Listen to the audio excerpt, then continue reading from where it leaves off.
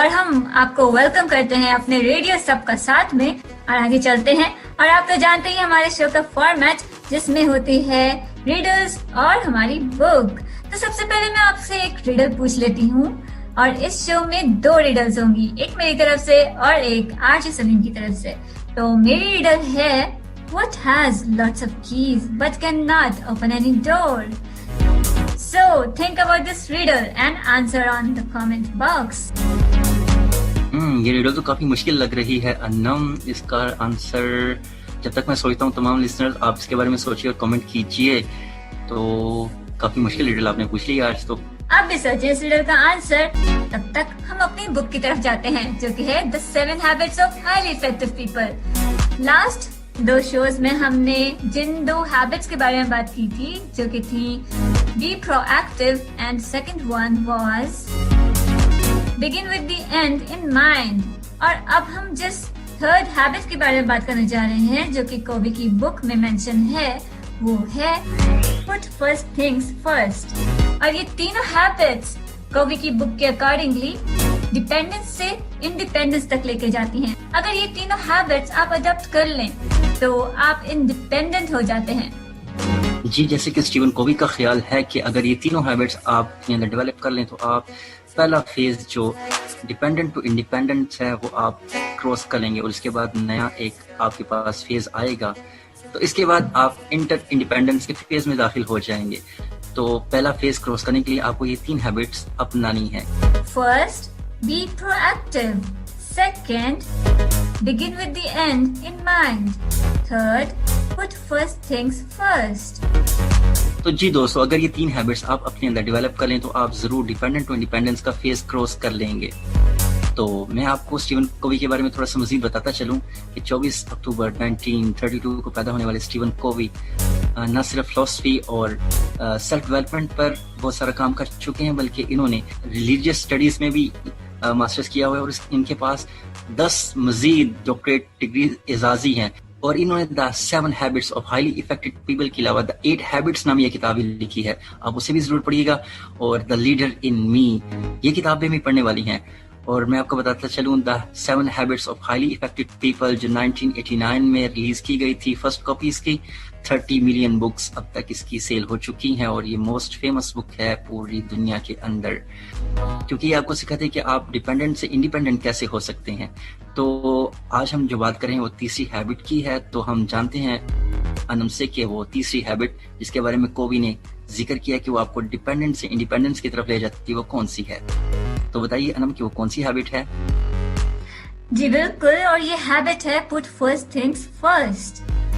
ये हैबिट आपको priorities set करना सिखाती है कि किस वैल्यू को, किस चीज को आपको फर्स्ट पे लेकर आना है।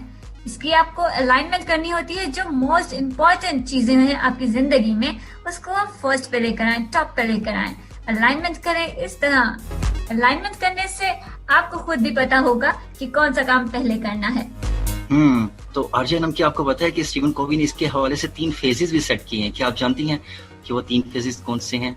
चले मैं आपको और अपने लिसनर्स को बताता हूँ कि वो 3 फेजेस जो स्टीवन कोवी ने अपने इस हैबिट के लिए सेट किए वो कौन से हैं। तो उन्होंने फर्स्ट फेज जो सेट किया वो है अर्जेंट एंड इम्पोर्टेंट। वो चीजें जो अर्जेंट भी हैं और इम्पोर्टेंट भी हैं, उनके लिए आपको क्या करना है? उनके लिए आपको डेडलाइन सेट करनी है अपनी, कि हमने इन चीजों को इतनी डेडलाइन में और इतने अरसे के अंदर सॉल्व करना है। और दूसरा फेज जो उन्होंने सेट किया वो है इम्पोर्टेंट बट नॉट अर्जेंट। ऐसी चीजें जो इम्पोर्टेंट तो हैं लेकिन अर्जेंट नहीं है, इन पर आपको फ्यूचर प्लानिंग करनी होती है। ऐसी चीजें जो आप फ्यूचर में करना चाहते हैं आपके लिए फिल वक्त तो अर्जेंट नहीं है लेकिन आपकी जिंदगी में उनका बहुत ज्यादा अमल दखल है। आप उनको अपनी फ्यूचर प्लानिंग के तौर पर सेट करना चाहते हैं। जो आपके गोल्स हैं, जो आपको अपने फ्यूचर प्लानिंग के हिसाब से सेट करने हैं, इनको स्टीवन कोवी लेके आते हैं अपने दूसरे फेज के अंदर। एंड वो तीसरा फेज जिसमें आपके पास है अर्जेंट बट नॉट इम्पोर्टेंट। देखिए कि ऐसा फेज जिसे हम आम जिंदगी के अंदर सबसे इम्पोर्टेंस देते हैं, पहले फेज पे रखते हैं, वो है अर्जेंट बट नॉट इम्पोर्टेंट।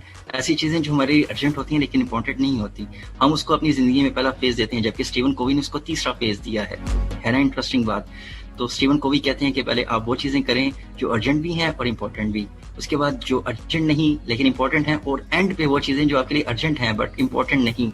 तो ये फेज हमारी जिंदगी से थोड़ा सा मुख्तलिफ है कि हम उन चीजों को लेते हैं जो कि अर्जेंट होती हैं बट उनकी इम्पोर्टेंस हमारी जिंदगी में इतनी नहीं होती।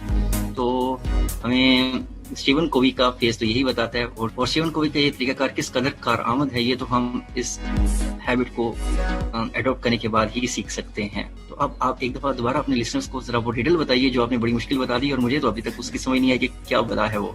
तो वो रिडल है कि what has lots of keys but cannot open any door। और आज मेरे पास भी आपके पास आप दोस्तों के लिए एक रिडल है, लेकिन वो थोड़ी सी मुख्तलिफ है, और वो मैं आपको बताऊंगा एंड पर। ओके, तो दोस्तों इससे पहले कि मैं आपको रिडल के बारे में बताऊं, हम चलते हैं दोबारा से उस बुक की तरफ और बात करते हैं इस बुक के हवाले से थोड़ा सा मजीद। तो अनम, आप क्या कहना चाहेंगी मजीद इस बुक के हवाले से?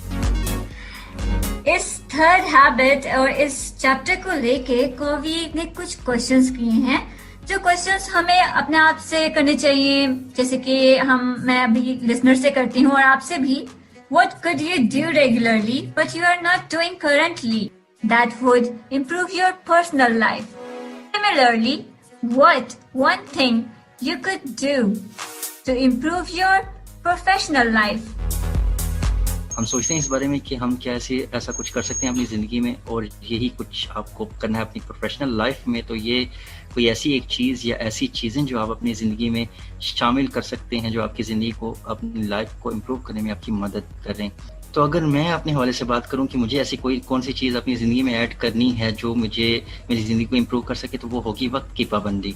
मैं ज़रा वक्त की पाबंदी में थोड़ा सा कमज़ोर हूँ, तो अगर मैं अपनी ज़िंदगी में इस हैबिट को शामिल करना चाहूँ तो मुझे चाहिए कि मैं वक्त की पाबंदी करूँ। तो आप लिसनर्स अपने लिए देखिए, सोचिए कि आप क्या ऐसी चीज़ ऐड कर सकते हैं जो आप अपनी ज़िंदगी में शामिल करने से अपनी ज़िंदगी को इम्प्रूव कर सकते हैं और अपनी प्रोफेशनल लाइफ को भी इम्प्रूव कर सकते हैं।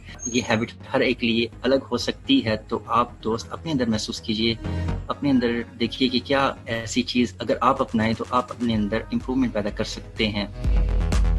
ओके, तो लिसनर्स क्यों ना मैं अब आपको अपनी रिडल के बारे में बताऊं। आर्यनम तो आपसे रिडल पूछ चुकी हैं और वो काफ़ी मुश्किल मुझे तो लगी है, आपको कैसी लगी है अभी मुझे नहीं पता। अगर आप में से किसी को आती हो तो आप कमेंट बॉक्स में ज़रूर बता सकते हैं। और मैं आपसे पूछने जा रहा हूँ एक आसान सी रिडल, आर्यनम की निस्बतन बहुत आसान, और इसे आपको कमेंट बॉक्स में कमेंट करके मुझे बताना है। और मेरी रिडल थोड़ी सी मुख्तलिफ भी है, तो क्या रिडल मैं आपसे पूछने जा रहा हूँ। तो जैसे कि आप जानते हैं कि कल का गुजरा हुआ दिन जो 8 सितंबर का है, वो पाकिस्तान की नेवी का दिन मनाया जाता है, पाकिस्तान की नेवी की शुजाअत और बहादुरी का दिन। तो आप दोस्तों ने बताना है कि 8 सितंबर 1965 में द्वारका ऑपरेशन में पाकिस्तान के कितनी बहरी जहाज़ों ने हिस्सा लिया था। तो दोस्तों मैं आपको एक दफ़ा फिर से रिडल बताता चलूँ कि पाकिस्तान की बहरी फौज ने 8 सितंबर 1965 को जो द्वारका ऑपरेशन किया था, उसमें पाकिस्तान के कितनी बहरी जहाज़ों ने हिस्सा लिया था। तो लिसनर्स, इसके साथ ही हम चाहेंगे आपसे इजाजत अपने नेक्स्ट शो तक के लिए। तब तक हमें अपनी दुआ में याद रखिएगा। अल्लाह हाफिज और पाकिस्तान जिंदाबाद। पाक फौज पाइंदाबाद। तो मिलते हैं नेक्स्ट शो में न्यू रिडल्स और फोर्थ हैबिट्स के साथ। तब तक के लिए अल्लाह हाफिज।